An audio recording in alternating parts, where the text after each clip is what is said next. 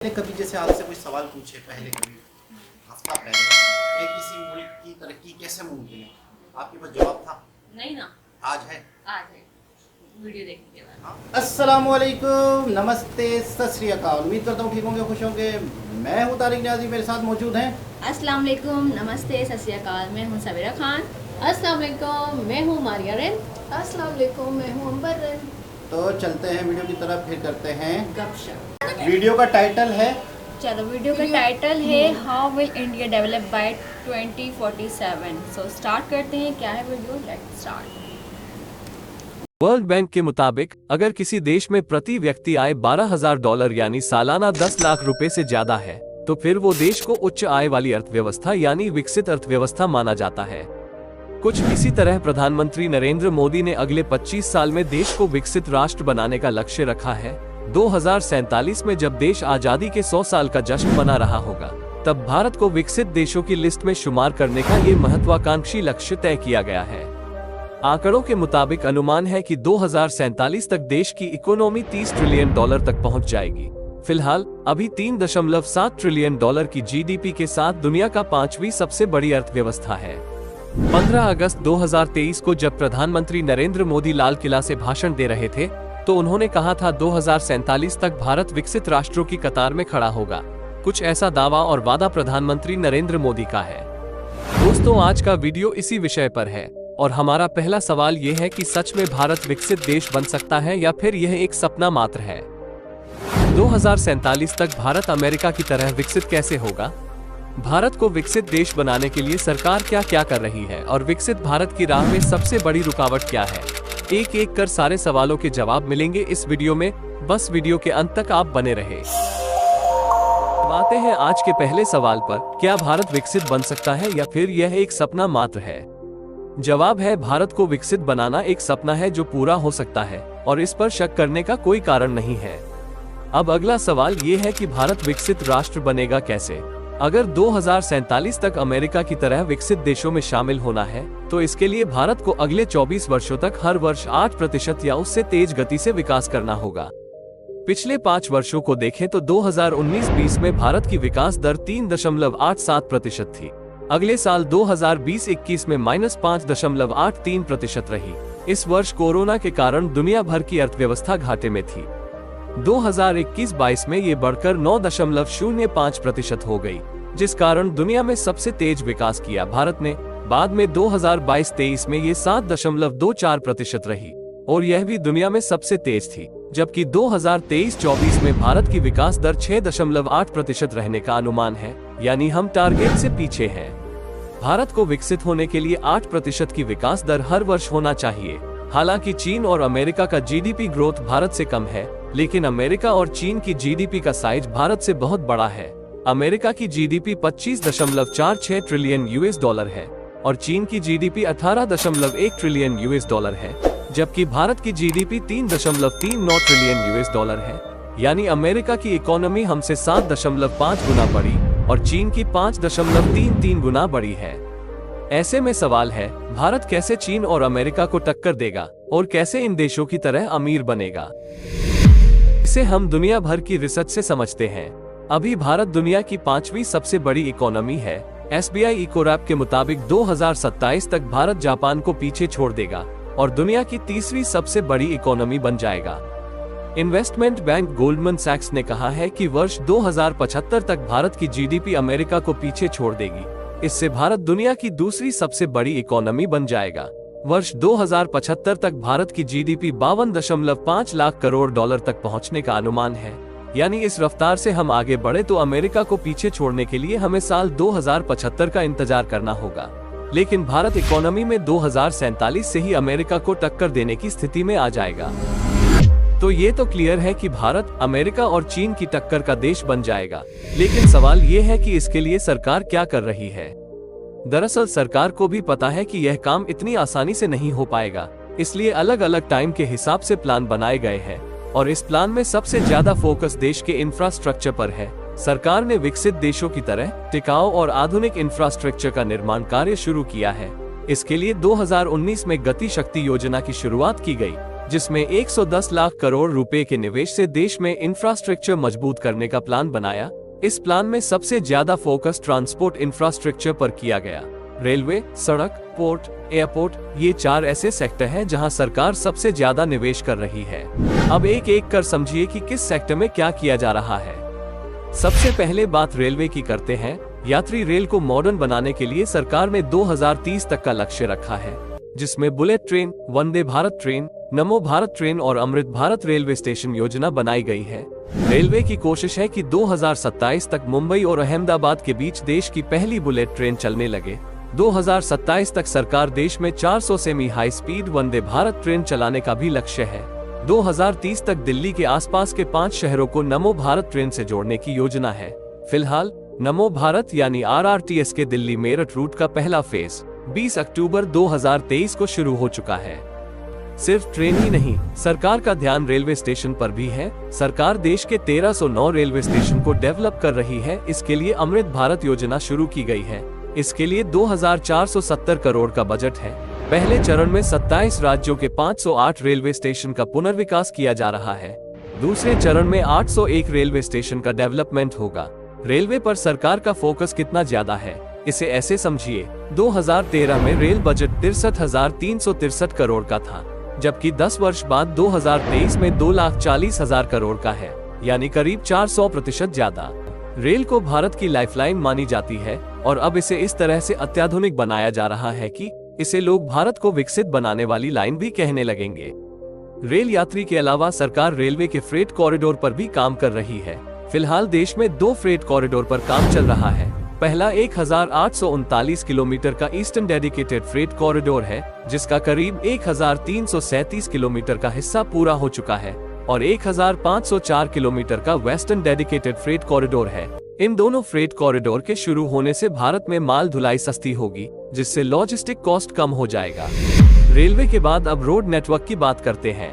किसी भी देश के विकास के लिए सड़क नेटवर्क का अच्छा होना बहुत जरूरी है।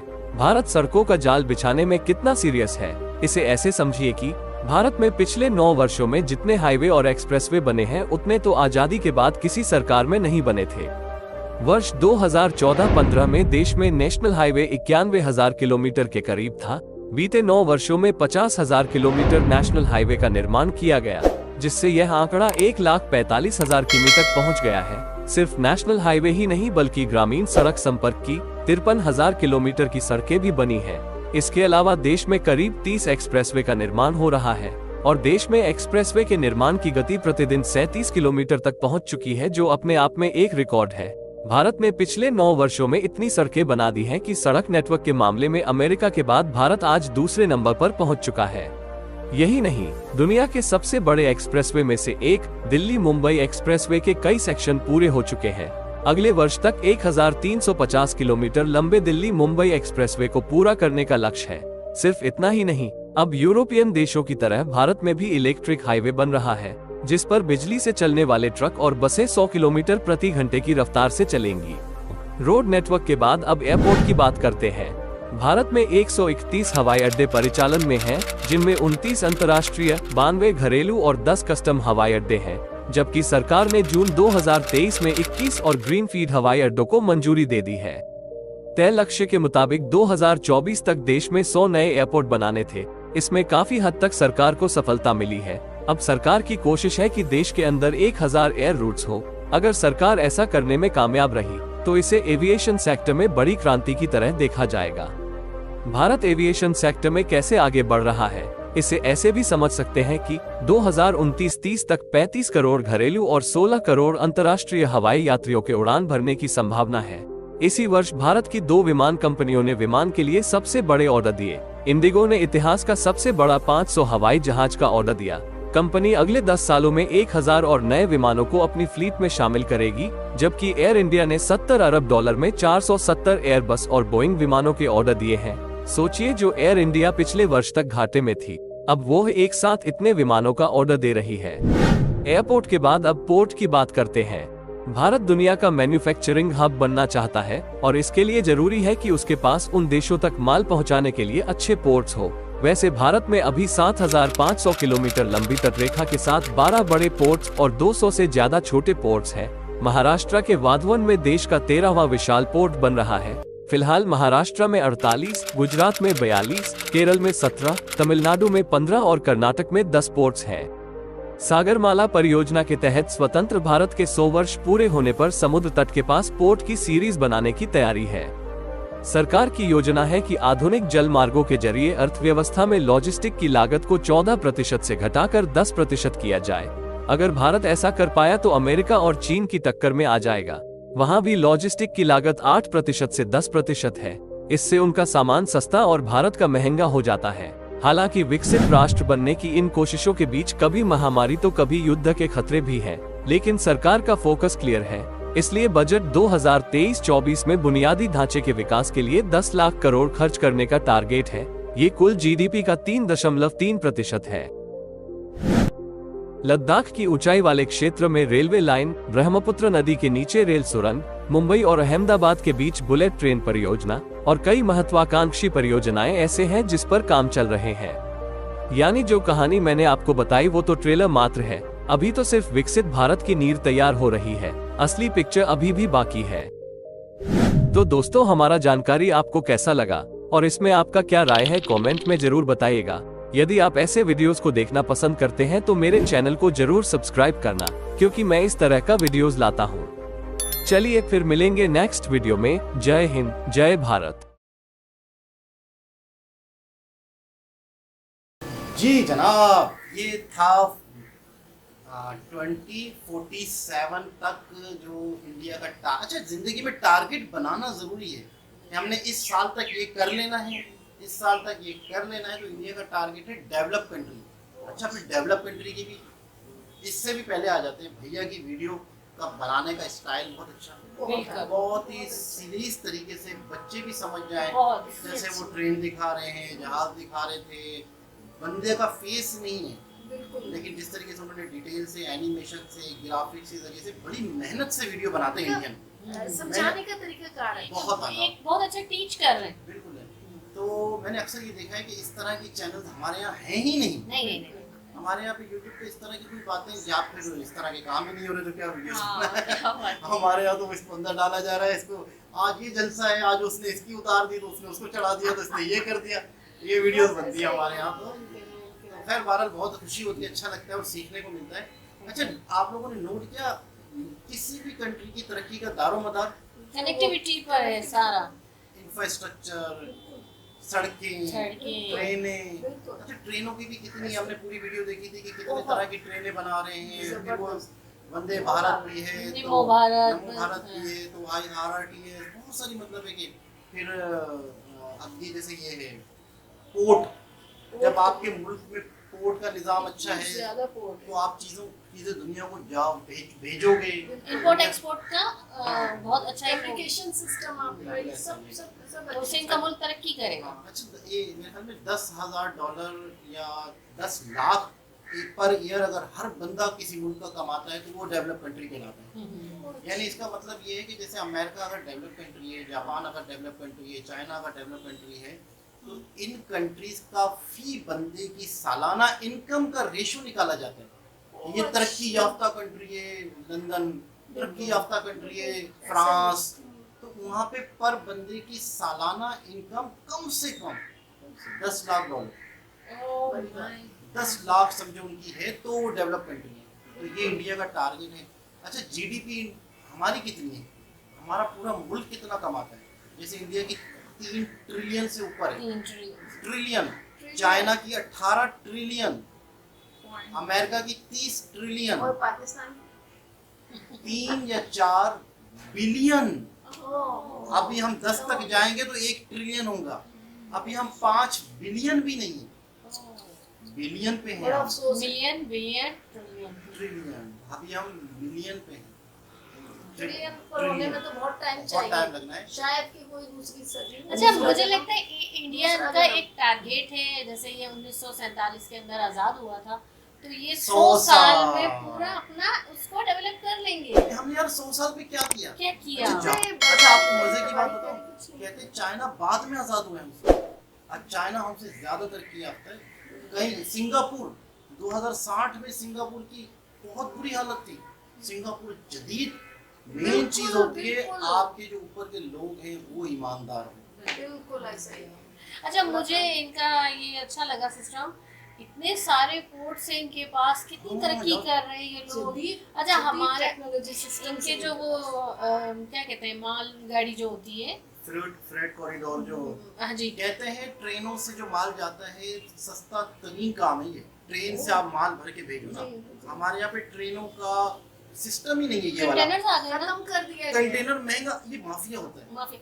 आप ये भी तो देखिए, आवाम सड़कों पे निकलती है तो कितना हमारा नुकसान होता है। आए दिन हम खबरें सुन रहे होते हैं, हर रोज ही तकरीबन कि वो फला, हाँ जी, वो फला जो है कंटेनर के नीचे आ गया, वो ये हो गया, वो ये भी एक सबसे बड़ा नुकसान है हमारी जानों खान के। सर की फ्रेट कॉरिडोर के हवाले से पूरी एक वीडियो है, अच्छा, इतना सीखने को मिला उससे कि फ्रेट कॉरिडोर आपकी तरक्की का दारोमदार है। आप फ्रेट बिल्कुल। कॉरिडोर से ही बहुत कुछ बचा सकते हो, सस्ता तरीन माल आप इधर से उधर भेज सकते हो। सवेरा खामोश है, वो पहला स्टेप है ना। सवेरा खामोश है। क्या बोलूं, कैसी लगी? वीडियो अच्छी लगी है यार। मैं इंडिया की वीडियोस देखती हूँ तो मैं बहुत इंस्पायर होती हूँ इससे, क्योंकि यार वो बहुत ज़्यादा डेवलप कर रहे हैं, हर चीज़ अच्छे से मैनेज कर रहे हैं। उनकी गवर्नमेंट अच्छी है, बस बात खत्म कि गवर्नमेंट अच्छी है उनकी, और हमारी गवर्नमेंट अच्छी नहीं, यही होना है। अच्छा, पहले कभी जैसे आपसे कोई सवाल पूछे, पहले कभी हफ्ता पहले कि किसी मुल्क की तरक्की कैसे मुमकिन है, आपके पास जवाब था? नहीं ना, आज है? आज है वीडियो देखने के बाद। हाँ, बिल्कुल ऐसी है कि यार आपसे एकदम से कोई पूछे कि आप अगर वजीर आजम बना दिए जाएंगे तो आप क्या काम करेंगे, तो आप हमारे पास क्या जवाब है? कनेक्टिविटी, है ना? सिस्टम को Infrastructure। improve करे। है ना? वो देखिए, बहरी बर्री कौन से फिजाई, सिस्टम को? हर सिस्टम को ले, हर रास्ते को लेके चल रहे हैं। तिजारत, सबसे पहले तिजारत को मजबूत करना इम्पोर्ट है, एक्सपोर्ट है। क्योंकि तिजारत से ही तो पूरा मुल्क चल रहा है। वही वाली बात अभी जो थोड़ी देर पहले हम कर रहे थे कि अगर कनेक्टिविटी होगी, रास्ते होंगे, तो गांव देहात में भी बंदा तारीख एक बहुत अपना अच्छी कारखाना बात लगा लेगा, हाँ। वहाँ 10 लोगों को, भले छोटा सा 10 लोगों को रोजगार मिलेगा। बिल्कुल ऐसे। जब चीज ही नहीं है, रास्ते ही नहीं है, तो कहाँ से रोजगार कहाँ मिलेगा? से? वो शहर आते हैं, शहर आते हैं, बिल्कुल ऐसे फिर ही। शहर वाले बाहर जाते हैं, फिर बाहर वाले वहाँ जाते हैं, यहाँ हाँ। राउंड चलता चलता है। तो बहुत ही जबरदस्त वीडियो, मतलब बिल्कुल। दोबारा से जाते जाते वीडियो बनाने वाले भैया को आप लोग भी जरूर सब्सक्राइब और लाइक करें, बहुत अच्छा ढंग से समझाया। बहुत ही ज्यादा। बहुत आला। दोबारा किसी और धन्यवाद। वीडियो के साथ आपसे मुलाकात होगी, जब तक के लिए अल्लाह हाफिज़।